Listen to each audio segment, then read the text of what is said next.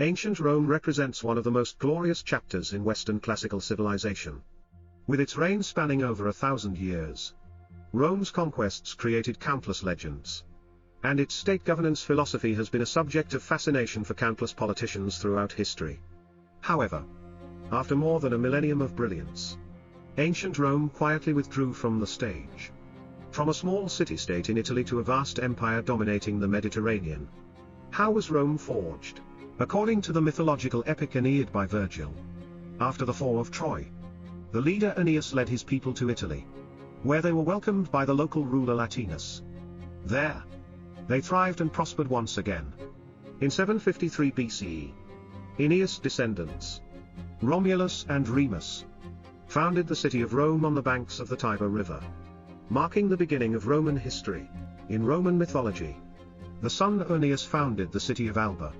By the time of Alba's 12th king, the king's two sons, Numita and Amulius, fought over the throne, leading to fratricidal conflict. Amulius killed Numita's son and forced his daughter, Rhea Silvia, to become a Vestal virgin, while Numita was placed under house arrest. Later, Rhea Silvia gave birth to twin sons, Romulus and Remus. To prevent them from being harmed by Amulius, a servant sent the two brothers away. The twins were then raised and nurtured by a she-wolf. When they grew up, Romulus and Remus returned to Alba and helped Numita overthrow Amulius, allowing Numita to ascend to the throne successfully. As the population of the city of Alba continued to grow, Numita ordered the twin brothers Romulus and Remus to establish a new city.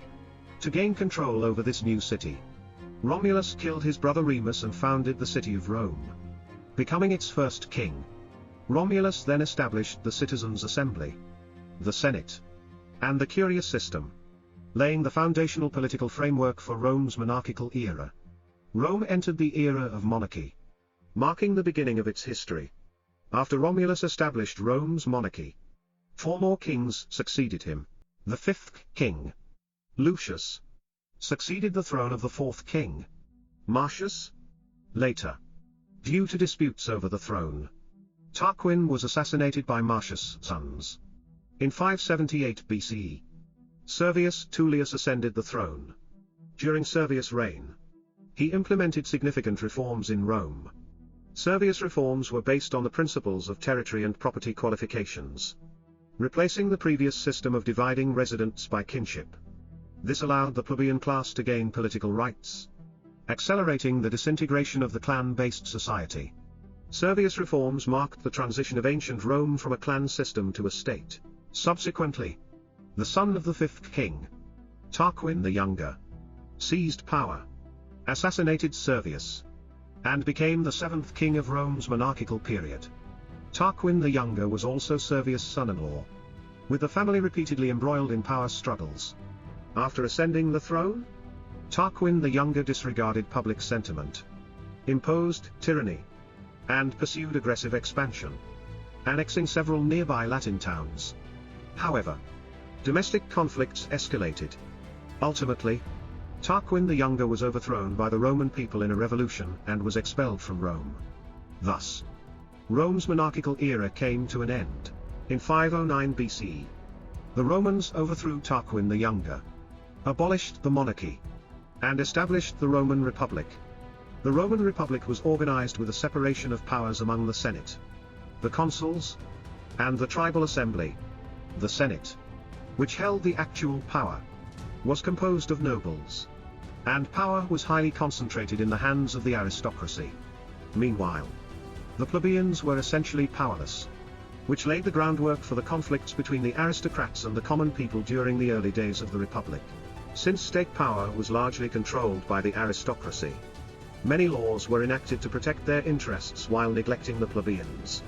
This exacerbated the conflict between the two classes.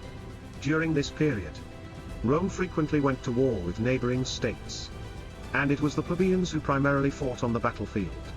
Furthermore, the aristocrats took advantage of these wars to seize and annex plebeian land. After returning from the wars, many plebeians were left destitute, unable to repay their debts, and often ended up becoming debt slaves. This directly fueled the strong discontent among the plebeians. who eventually refused to continue fighting for Rome. Faced with this, the aristocrats were forced to compromise. Through their struggles with the aristocracy, the plebeians managed to secure their interests.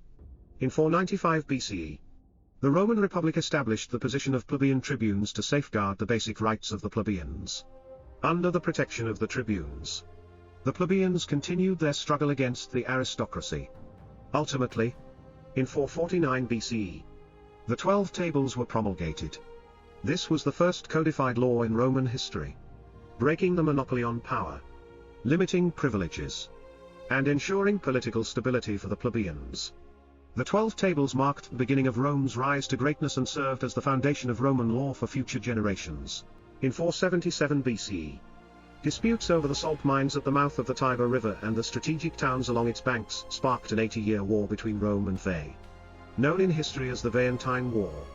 Veii was a major city located on the northern bank of the Tiber River. From the founding of Rome, conflicts frequently erupted between Rome and Veii over control of the salt mines at the river's mouth. When Rome's monarchy ended, Veii took advantage of Rome's internal turmoil to launch large-scale attacks, leading to the outbreak of the Veientine War. The war can be divided into 3 phases. The first phase of the Veientine War occurred around 477 BCE. Rome's Fabian family volunteered to fight for the nation but was ultimately annihilated, forcing Rome to seek peace. A 40-year truce agreement was signed between the two sides. The second phase of the Veientine War took place in 428 BCE. Roman consul Cossus led a major military campaign to capture the city of Fidene, during which the king of Veii was killed. The third phase of the Veientine War occurred between 405 and 396 BCE.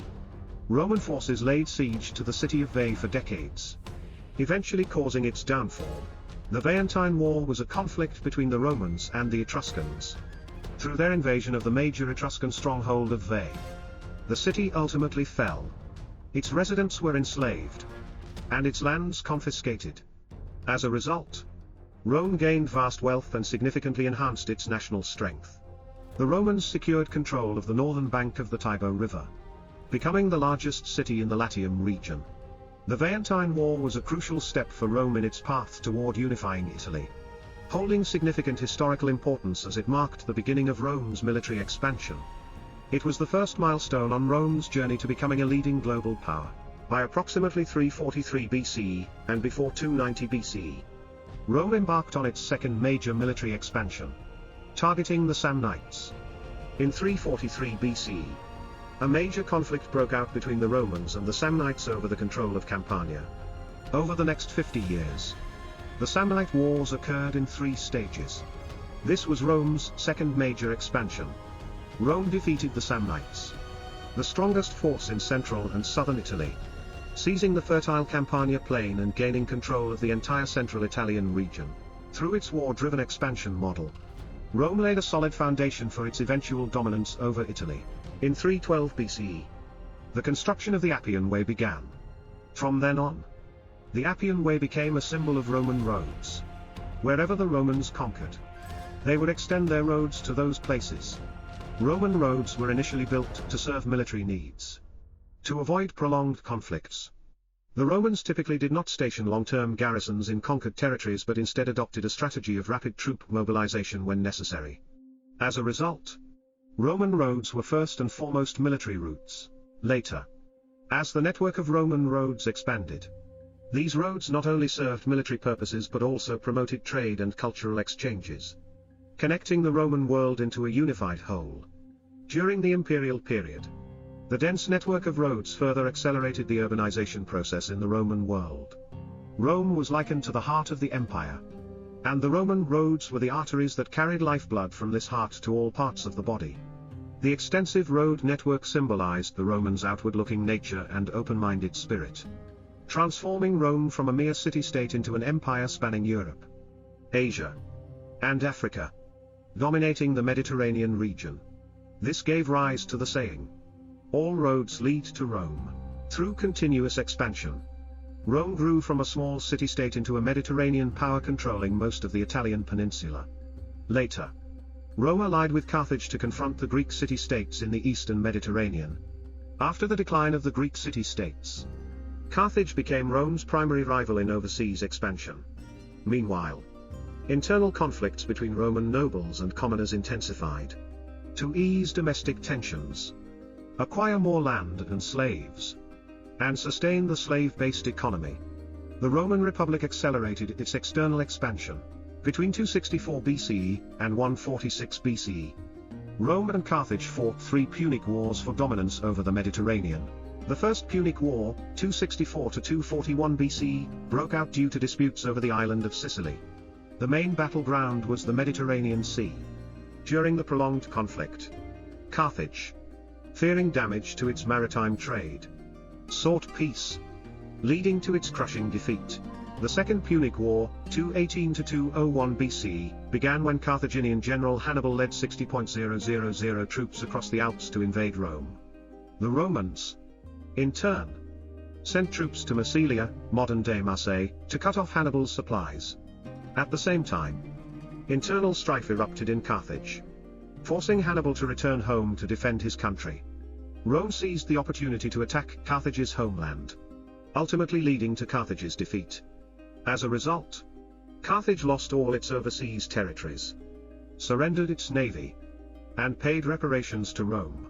The Third Punic War, 149 to 146 BCE, was a war of aggression initiated by Rome. Rome besieged Carthage for an extended period. Carthage resisted fiercely but ultimately suffered a devastating defeat, with the city being razed and its population massacred. Carthage's territory became a Roman province known as Africa.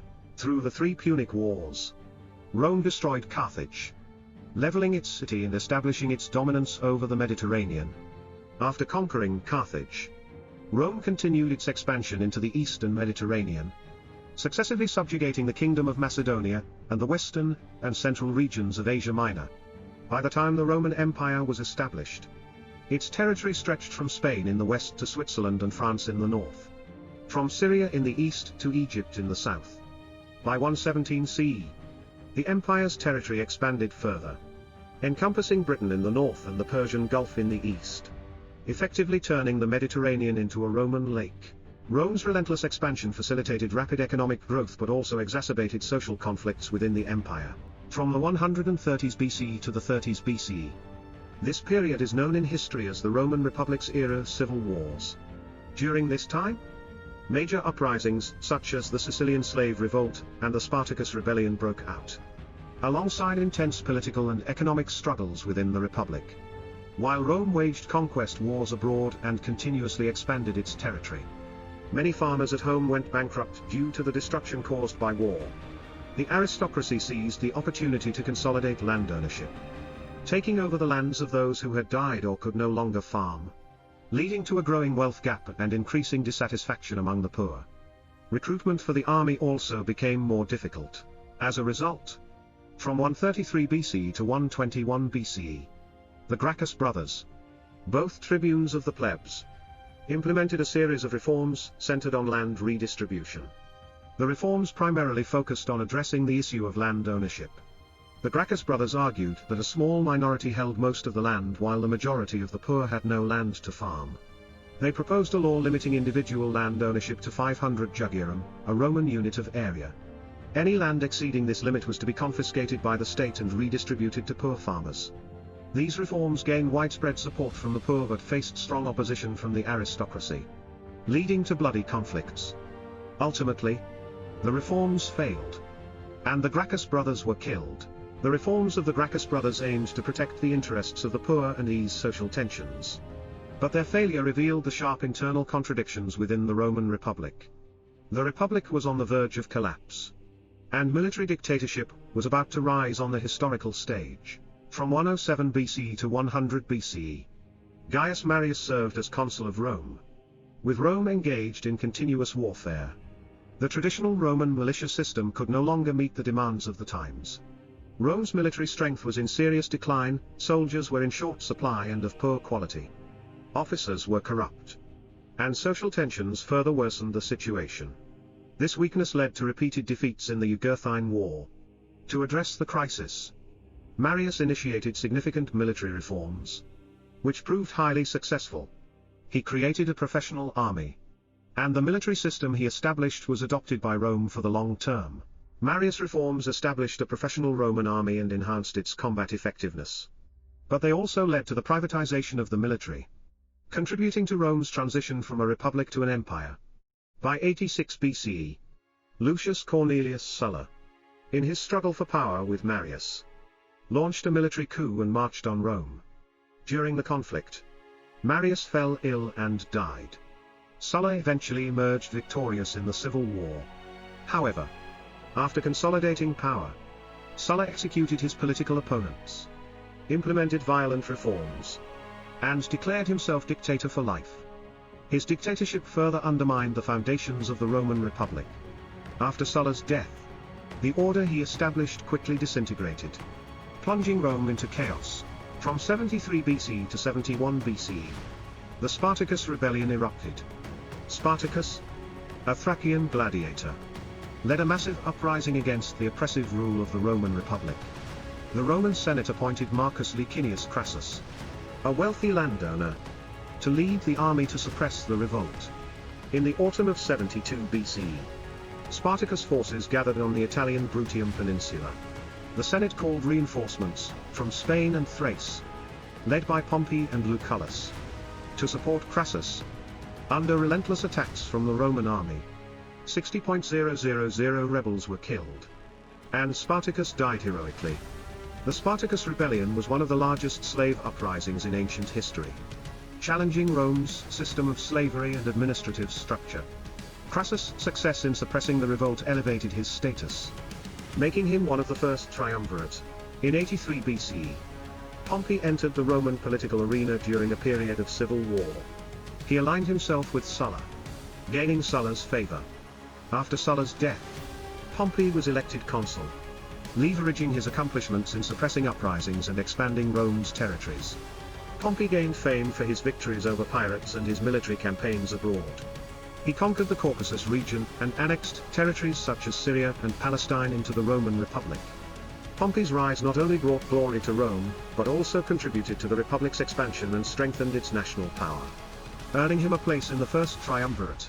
During the Roman civil wars, another major figure, Julius Caesar, rose to prominence. Through his ingenuity and composure, Caesar skillfully navigated between rival factions. In 61 BCE, he was appointed governor of Hispania, where he successfully subdued the Colossi and Lusitani, earning widespread military acclaim. After returning to Rome, Caesar worked to reconcile the tensions between Crassus and Pompey, even marrying his youngest daughter to Pompey. In 60 BCE, with the support of Crassus and Pompey, Caesar was elected consul. To counter the Senate, Caesar, Pompey, and Crassus formed the first triumvirate, dividing and controlling Rome's power. From 58 BCE to 51 BCE, Caesar, as governor of Gaul, launched 8 campaigns in the region, ultimately conquering all of Gaul and annexing it into Roman territory. A series of events known as the Gallic Wars. Caesar's victories in Gaul earned him immense prestige, wealth, and slaves, significantly enhancing his economic and military strength. In 53 BCE, Crassus, seeking military glory, led a Roman army against the Parthian Empire. However, his poor strategic decisions led to a disastrous defeat at the Battle of Carrhae, where Crassus was killed. After his death, the first triumvirate was reduced to Caesar and Pompey. Breaking the balance of power, the two began to distrust each other, competing to curtail the other's influence. In early 49 BCE, Pompey, through the Senate, demanded that Caesar return to Rome and relinquish his command in Gaul, intending to strip him of his power. Caesar, learning of the plot, decided to launch a civil war. In terms of both military strength and strategy, Pompey was no match for Caesar. Pompey suffered repeated defeats, causing many of his allies to defect to Caesar. While fleeing to Egypt, Pompey was assassinated. The civil war between Caesar and Pompey extended beyond Italy, affecting the entire Mediterranean world. Throughout the conflict, Caesar demonstrated exceptional military skill. By 45 BCE, Caesar had eliminated the remnants of Pompey's forces and became the sole ruler of Rome. However, Caesar's dictatorship posed a threat to the republican system. In 44 BCE, Caesar was assassinated by republican conspirators, ending the life of a legendary leader. After Caesar's death, power was quickly divided. In 43 BCE, Mark Antony, Octavian, and Lepidus formed the Second Triumvirate. Despite their rise to power, Rome's political scene remained turbulent, with factions vying for control.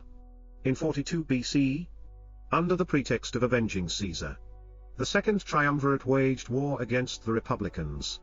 The two sides clashed at Philippi, Macedonia, where the Republicans were defeated and forced out of Roman politics.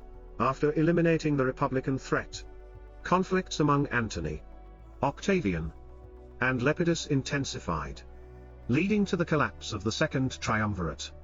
In 33 BCE, civil war erupted. Octavian first stripped Lepidus of power, then turned against Antony. In 31 BCE, Octavian defeated the combined fleets of Antony and Cleopatra at the Battle of Actium. Antony and Cleopatra committed suicide, and the Ptolemaic dynasty fell, marking the rise of the Roman Empire. Following his victory, Octavian consolidated power and established the Roman Empire. The establishment of the imperial system under Octavian was an inevitable outcome in Roman history. Rome's continuous expansion exposed numerous contradictions, and the old governing model could no longer meet the demands of the new era, leading to centuries of civil strife. Octavian's imperial system resolved many of these issues, guiding Rome through its transitional period and ushering in the empire's golden age. In 27 BCE, after the Roman Civil War ended, Octavian declared the restoration of the republican system. However, he took a step back to move forward, gradually securing decisive authority above the Senate. From that moment, Octavian single-handedly established the Roman Empire, opening a new chapter in the history of ancient Rome. Octavian restores the Republic, but in essence establishes imperial rule, under the guise of restoring the republican system. Octavian merely relinquished the special military powers he held during the Civil War but did not give up his position and authority as the supreme ruler. He controlled the ultimate power over the offices of tribune and provincial governors. Octavian's declaration to restore the Republic greatly pleased the Senate. As a result, the Senate unanimously decided to bestow upon him the title of Augustus. From then on, Augustus was even regarded as a celestial deity, symbolizing the gradual integration of religious and political power in Rome. From republic to empire, the root cause. Rome's transition from a republican system to an imperial system stemmed from its conquests. As Roman territories expanded, various contradictions surfaced, rendering the old governance model incapable of meeting the needs of the new era. This led to a century-long internal conflict. Octavian addressed most of these issues through the establishment of imperial rule, guiding Rome through a period of transformation and into the empire's golden age. 27 BCE, Octavian's moment of triumph. In 27 BCE, Octavian reached the pinnacle of his life. He ended the Roman Civil War, established the Roman Empire's governance structure, held immense power, and was granted the title Augustus by the Senate. It was undoubtedly a moment of triumph for him. At the same time, his most loyal friend and steadfast ally, Agrippa, decided to build a temple in his honor so that the Roman people would remember Octavian's great achievements for generations. This structure later became the world-renowned Pantheon. The Pantheon, a symbol of the Roman Empire. The Pantheon is a masterpiece of ancient Roman architecture. It not only celebrates Octavian's victories and achievements but also represents the collective expression of traditional Roman religious beliefs. The construction of the Pantheon marked the beginning of the Roman Empire era. In 5 CE, during the reign of Augustus, also known as Octavian, the Roman Empire continued its northward expansion.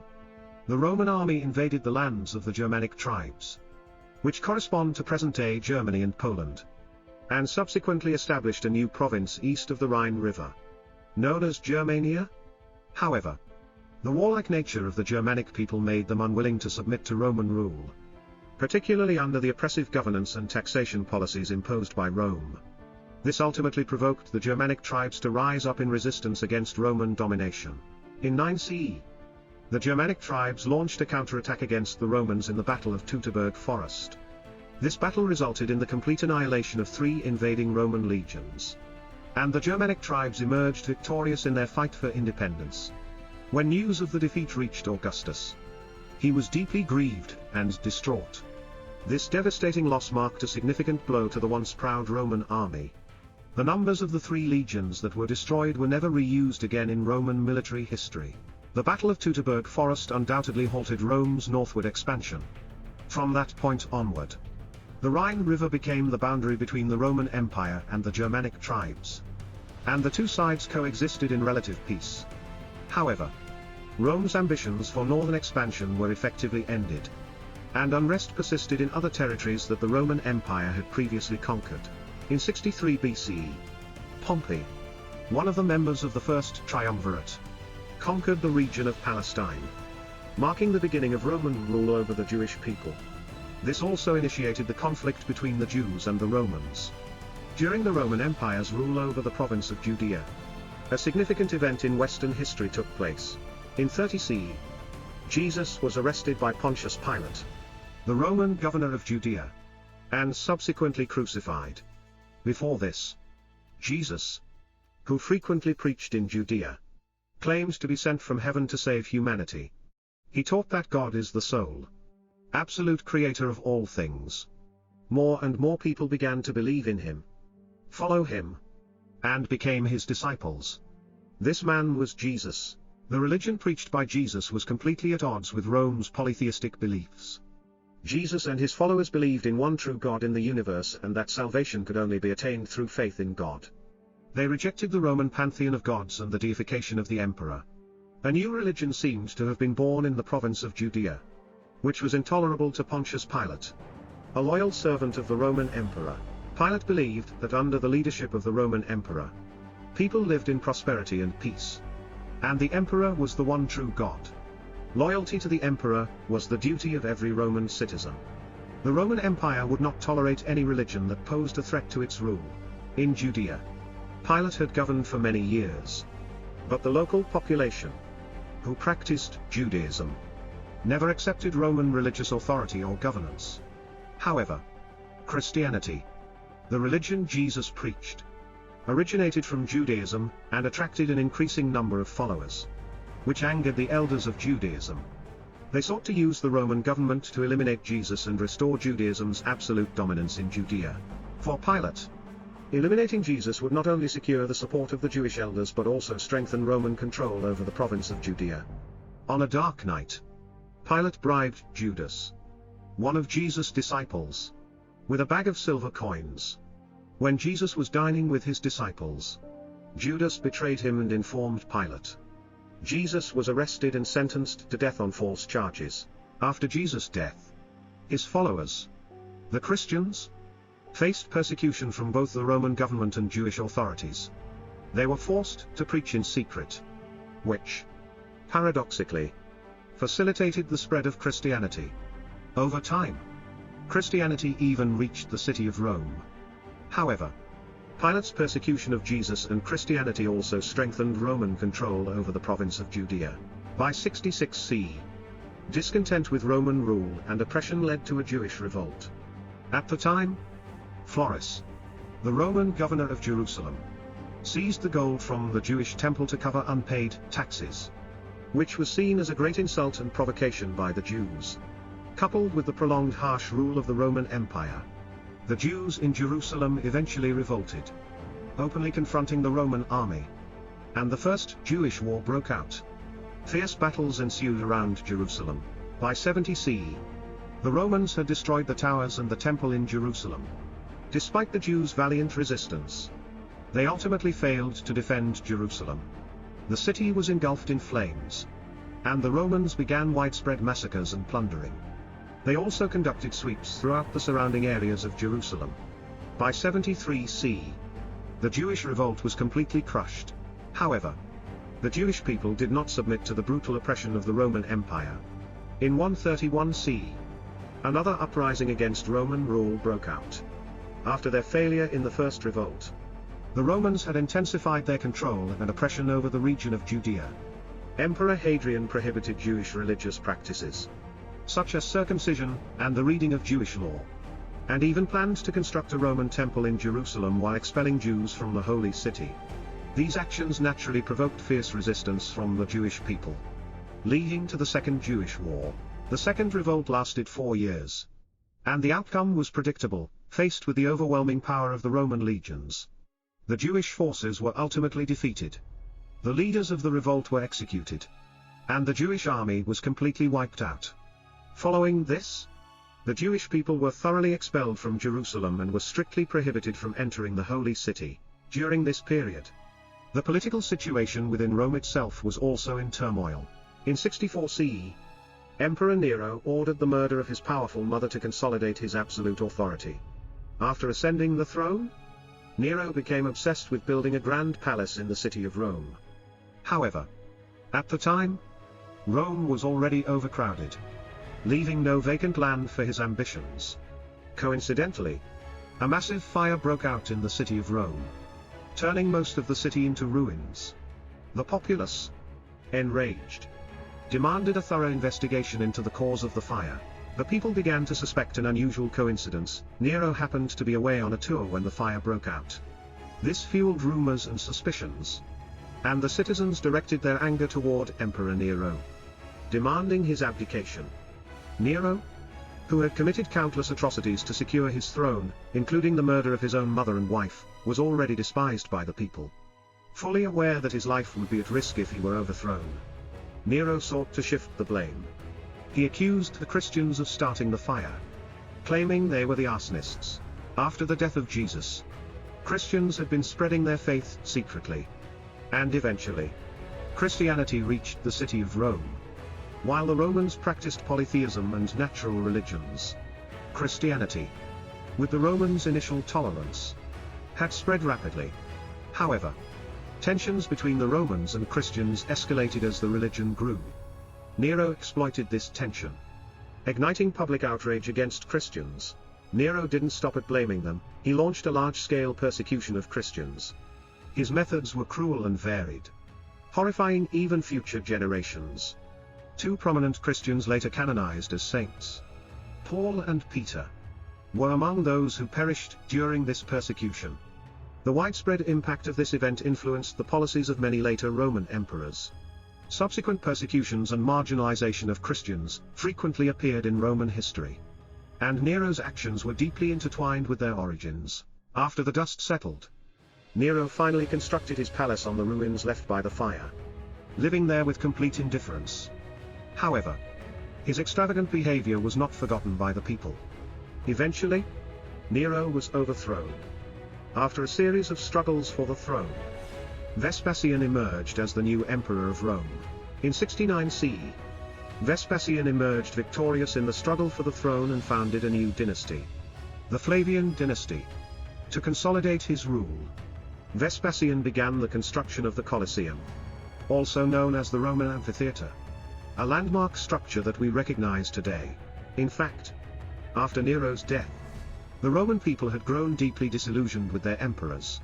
For Vespasian, his ascension to the throne was largely due to the support and trust of the populace. As a gesture of gratitude, he decided to build a grand amphitheater as a public entertainment facility. The Colosseum was constructed on the ruins of Nero's palace, around 80 CE, when the Roman Empire was at the height of its power. The capital, Rome, was filled with cheers and jubilation. The people celebrated the inauguration of the Colosseum with a grand festival. The Colosseum became a landmark of the era, symbolizing the deep-seated Roman desire for entertainment. Inside the Colosseum, the most popular events were animal combats. The fierce battles between gladiators and wild beasts ignited the rawest excitement and thrill in the hearts of the Romans, captivating them with the spectacle of these intense and primal displays. In 96 CE, Titus, the second son of Vespasian, became emperor. However, he was assassinated in a conspiracy orchestrated by his own wife, marking the end of the Flavian dynasty founded by Vespasian. Following this, under the recommendation of the Senate, Nerva was elected as the new Roman emperor.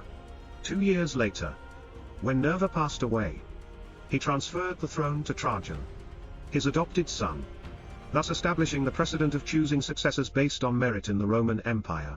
During Trajan's reign, The Roman Empire reached its peak of prosperity. Trajan launched numerous campaigns of conquest, expanding Rome's territory to its greatest extent. By 117 CE, the Roman Empire had reached its maximum territorial boundaries to the west. It included the British Isles to the east. It extended to Mesopotamia to the south.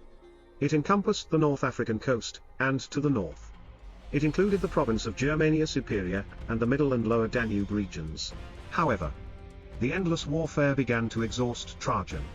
In the city of Babylon, he once remarked, "Life is nothing but a fleeting dream." Shortly afterward, Trajan passed away during his eastern campaign. This period marked the zenith of the Roman Empire's territorial expansion. Trajan's domestic governance and military conquests earned him the support and admiration of the Roman people. He also initiated the era of the five good emperors in Roman history. After Trajan's death, Hadrian succeeded him as Emperor of Rome. Trajan's territorial expansion to its maximum extent had strained Rome's defensive capabilities. In 122 CE, Hadrian decided to build a wall in northern England to serve as a boundary between Rome and the barbarian tribes of Scotland. The wall stretched from Wallsend at the mouth of the River Tyne in the east to the Solway Firth in the west, covering a distance of about 117 kilometers. This wall later became known as Hadrian's Wall. Hadrian's Wall reflected his defensive military strategy and his concerns about invasions by barbarian tribes. The wall protected the population south of it for over 200 years. The construction of Hadrian's Wall also symbolized a shift in the Roman Empire's focus from territorial expansion to border defense. In 138 CE, Hadrian passed away, and his adopted son, Antoninus Pius, ascended to the throne. During his reign from 138 to 161 CE, Antoninus ushered the Roman Empire into a golden age. He ruled with diligence and compassion, focusing on developing the economy domestically, maintaining peace externally, and defending the empire's borders. Under his leadership, the Roman Empire reached its peak of prosperity and stability. Antoninus ruled for 23 years and was known for his fairness and benevolence. Along with Nerva, Trajan, Hadrian, and his successor Marcus Aurelius, he was regarded as one of the five good emperors. His reign was one of the rare periods of peace and stability in Roman history. However, after Antoninus' death, the Roman Empire began to decline, with internal conflicts and external threats gradually emerging. From 235 to 284 CE, due to the decline of the slave-based economy, the Roman Empire fell into a severe crisis. Foreign invasions, slave uprisings, and political turmoil caused the empire to become completely paralyzed. This period is historically known as the crisis of the 3rd century. Entering the 3rd century, Roman emperors lost their former authority and had to rely on massive armies to maintain their image and power. Emperor Gallienus, in an effort to appease the military, increased expenditures on soldiers' salaries. At the same time, he squandered vast amounts of money to satisfy his greed and extravagance, leading to a serious fiscal deficit. Gallienus resorted to issuing more currency and raising taxes, which plunged the populace into poverty and misery. However, an army sustained solely by money was not stable. Some military commanders became indulgent and even plotted to seize power. In 268 CE, Gallienus' cavalry commander staged a coup and assassinated the emperor. Meanwhile, the Goths and Germanic tribes took advantage of Rome's internal strife to launch invasions, triggering a domino effect as other barbarian forces joined in. Within the empire, peasant uprisings also erupted frequently, leaving the empire on the brink of collapse. Subsequently, under the leadership of several emperors, internal crises were gradually resolved. Lost territories were reclaimed, and domestic unrest was temporarily subdued. By 284 CE, when Diocletian ascended to the throne, the crisis of the 3rd century finally came to an end. However, the Roman Empire was no longer able to reclaim its former glory, merely struggling to maintain its facade of stability. In 284 CE, after assuming power, Diocletian implemented significant reforms, including establishing the tetrarchy system, reforming the tax system, and unifying the empire, putting an end to the chaos that had plagued Rome since the 3rd century. To consolidate central authority, Diocletian introduced substantial reforms to the political system, instituting an open monarchy. These reforms laid the foundation for the administrative structure of the late Roman Empire and marked the beginning of the late Roman era. However, from 303 to 305 CE, under Diocletian's rule, the growth of Christianity began to threaten Roman authority. Diocletian issued a series of decrees to suppress Christianity. Churches across the empire were destroyed. Church property was confiscated, and Christians were executed. Once again, Christians faced persecution on Roman soil. This became the largest and final persecution of Christians in Roman history. In 305 CE, when Diocletian retired, the persecution came to an end, allowing Christianity to gradually recover and continue spreading.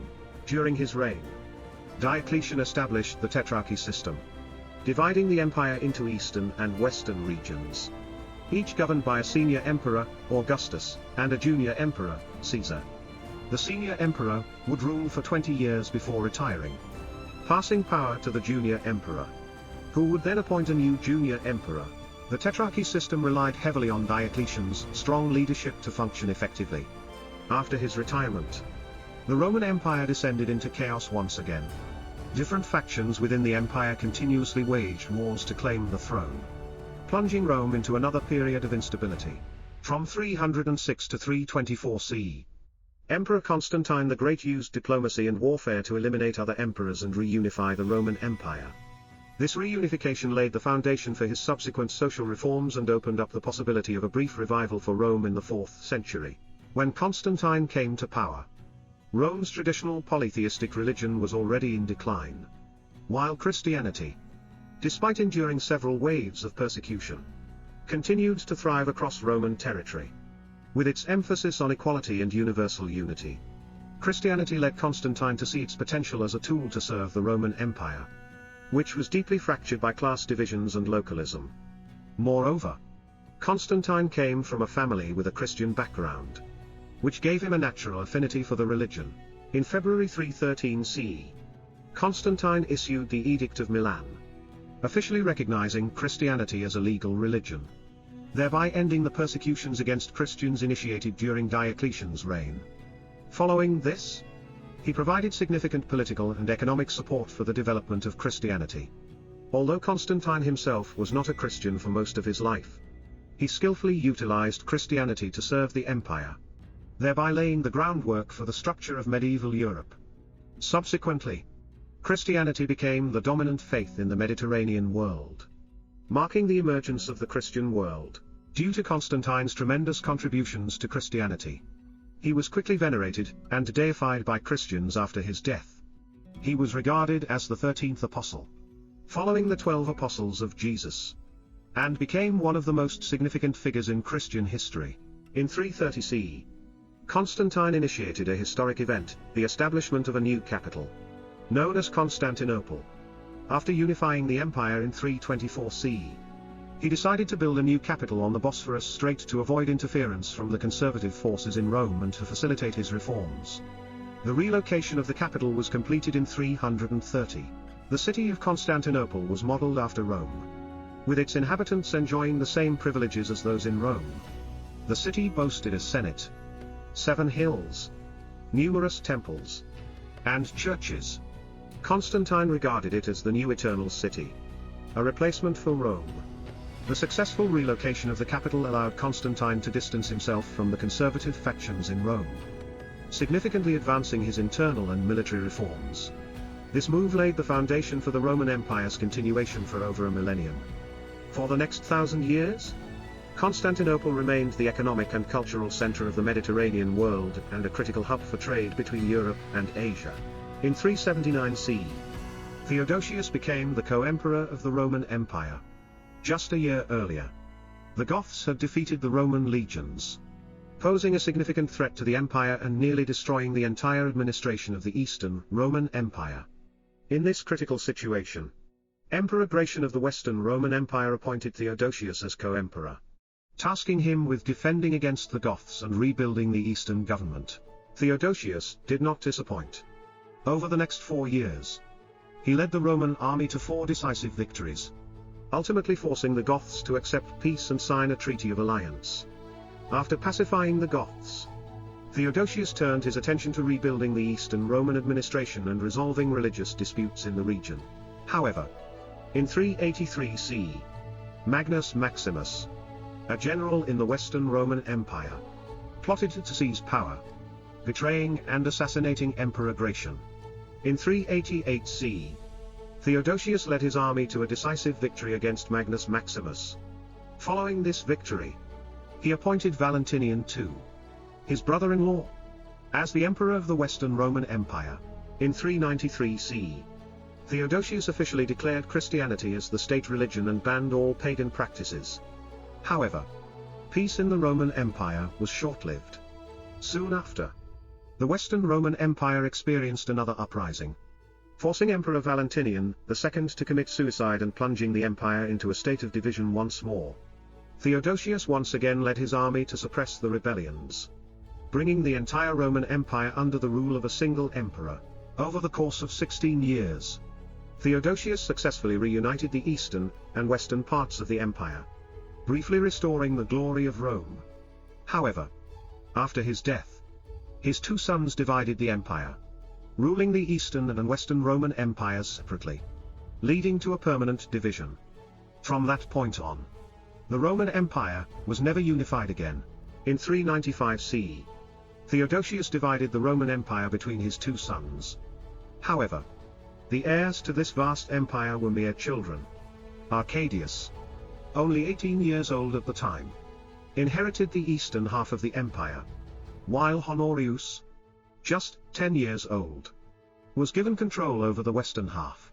During this period, real power in the Eastern Roman Empire was held by court officials, resulting in political darkness and instability.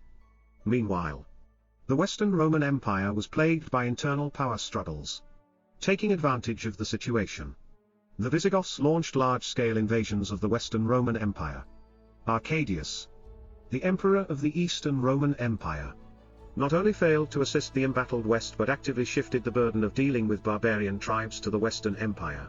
After inheriting the Eastern Roman Empire, Arcadius' actions effectively caused a complete division between the Eastern and Western Roman empires. He allowed his court officials to dominate power and turned a blind eye to the crises facing the Western Empire, ultimately leading to the fall of the city of Rome. In 410 CE, the Visigoths, exploiting the weakened state of the Western Roman Empire, invaded and sacked the city of Rome. The sack of Rome dealt a devastating blow to the Western Roman Empire. Over the following 60 years, the Western Roman Empire faced repeated invasions by external forces, gradually leading to its collapse.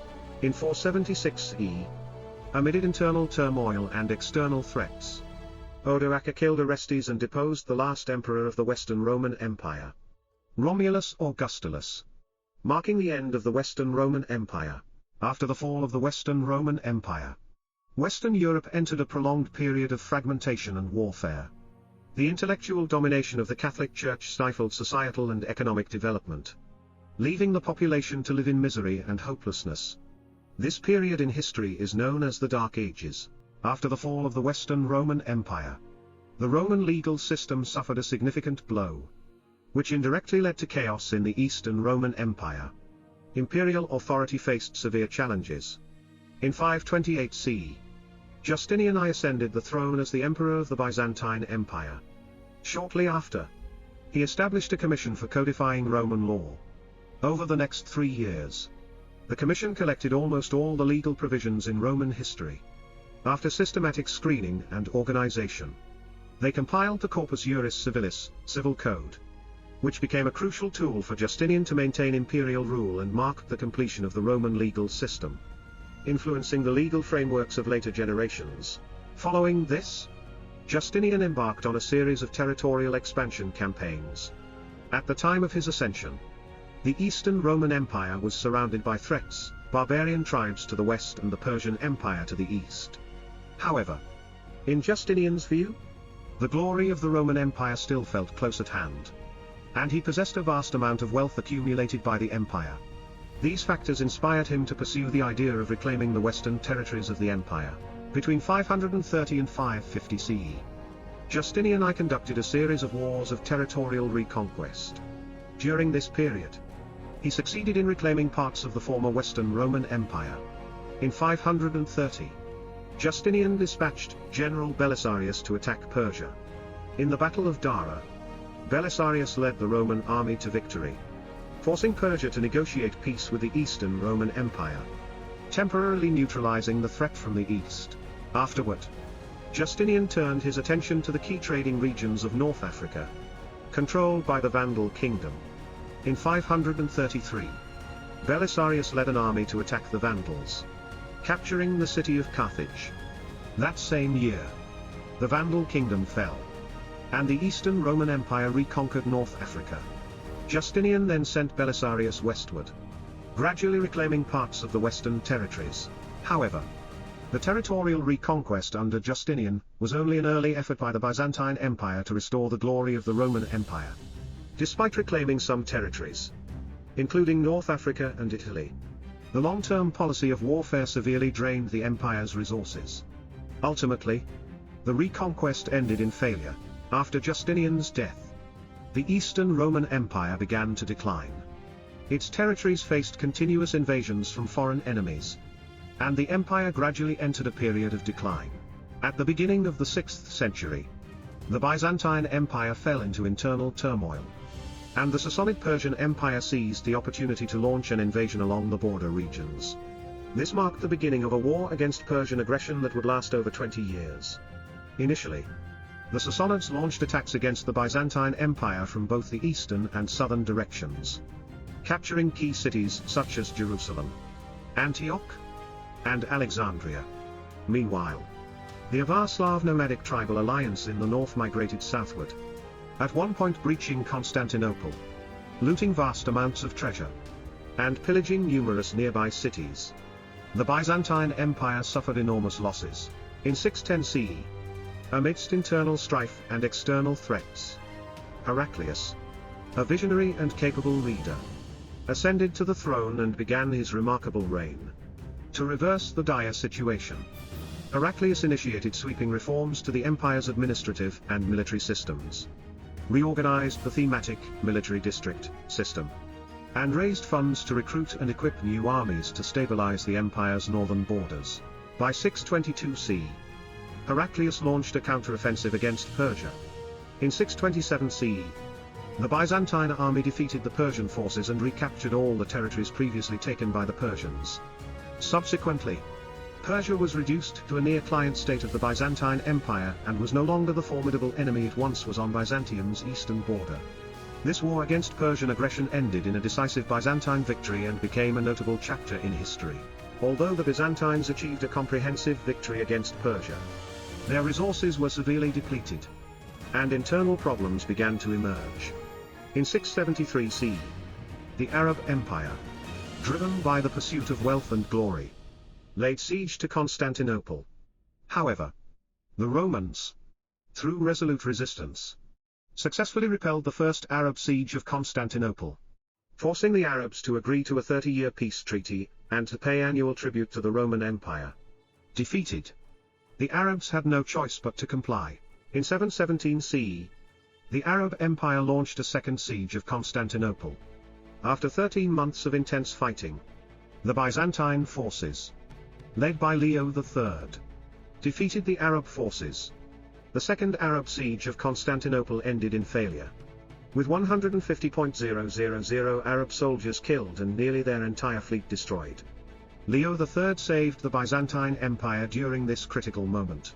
However, the prolonged wars between Byzantium and the Arabs significantly weakened the empire's resources and wealth. In 726 CE, Leo III turned his focus toward the church.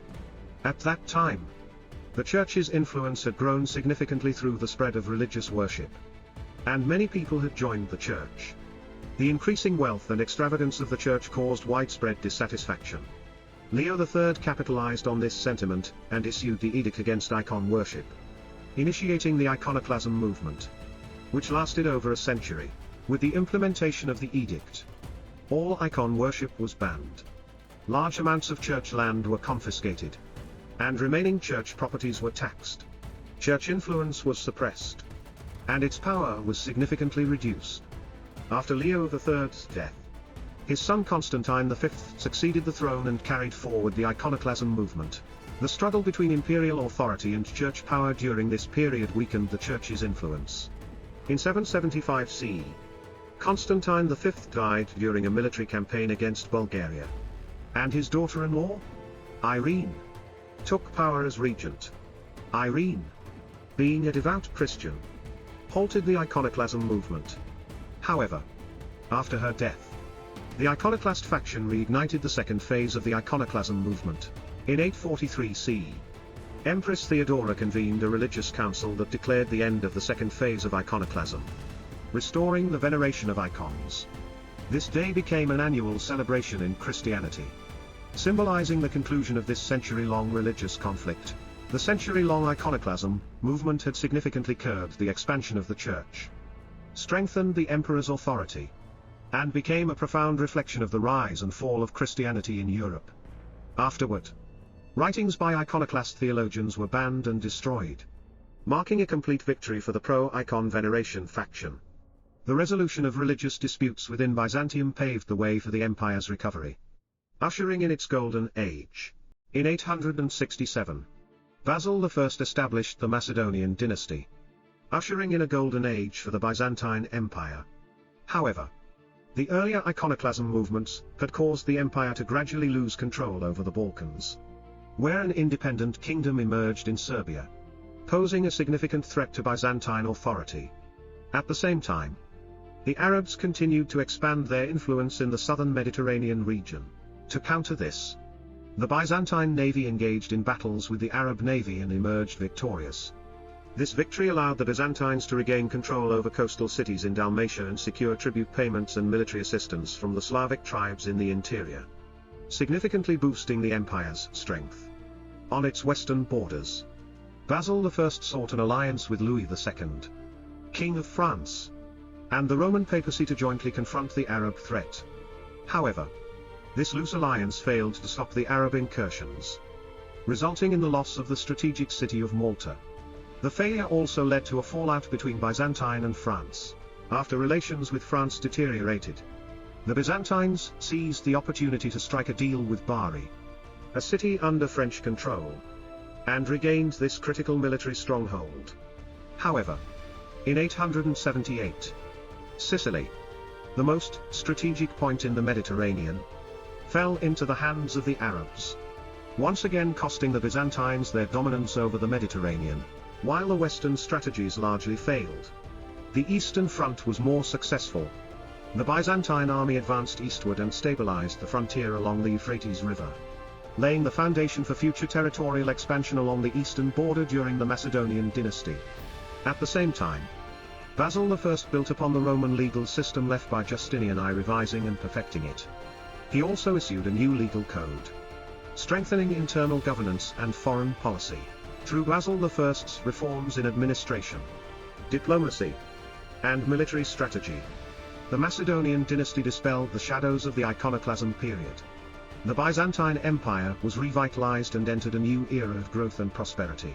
By 1018, under the leadership of Basil II, after decades of arduous warfare, he completely defeated the Byzantine Empire's greatest rival, Bulgaria, bringing the entire Balkan Peninsula back under Byzantine control. The Byzantine Empire entered its most glorious period, with Basil II hailed as one of the greatest emperors in Byzantine history. The empire reached the height of its power and prosperity. However, this golden age was short-lived, and the empire began to decline soon after.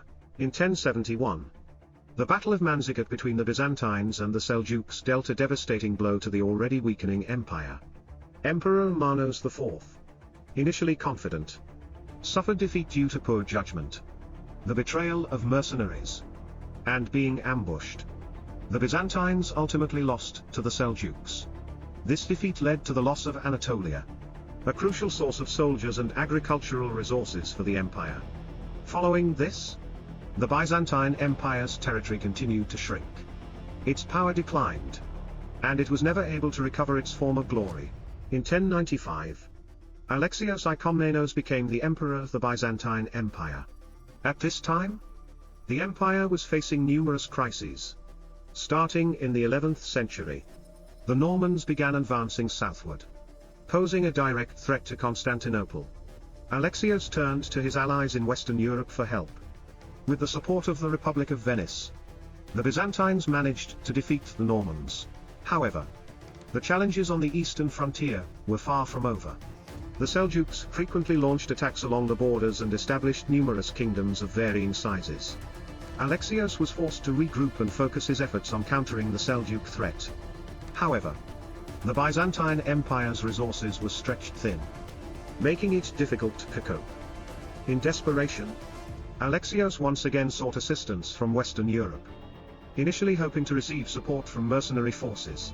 When Popans, the Crusaders turned their attention directly to Constantinople, the capital of the Byzantine Empire. After capturing the city, the Crusaders conducted a brutal sack that lasted 3 days.